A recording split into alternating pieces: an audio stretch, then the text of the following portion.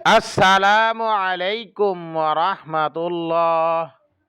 যদি কারো আয় রোজগার কম হয়, এই কারণে খুবই কষ্টকর জীবন কাটাচ্ছেন এবং সে তার পরিবারের মৌলিক চাহিদা পূরণ করতে সক্ষম হচ্ছে না, পরিবার পরিজনের ভরণ পোষণ ভালো করে দিতে পারছে না, তাহলে তার জন্য আজকের এই ওজিফা।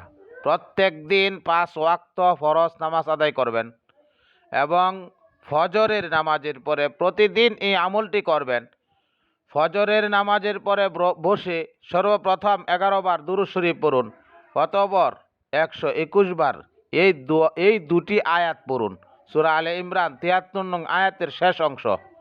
বিসমিল্লাহির রহমানির রহিম।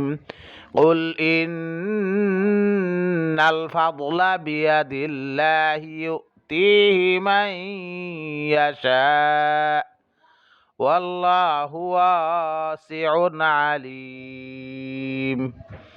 সূরা আলে ইমরান আয়াত 74।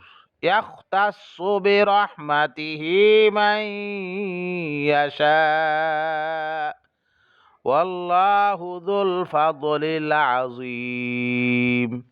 অতঃপর শেষে আবার 11 বার দুরূদ শরীফ পড়ে দোয়া করুন আপনার সমস্যার জন্য, কামাই রোজগারের বরকতের জন্য, কামাই রোজগার বৃদ্ধির জন্য দোয়া করুন। ইনশাআল্লাহ এ ওজিফার বরকতে আয় রোজগার বেড়ে যাবে, কামাই রোজগারের খায়েরও বরকত হবে, কামাই রোজগার বৃদ্ধির ব্যবস্থা হয়ে যাবে।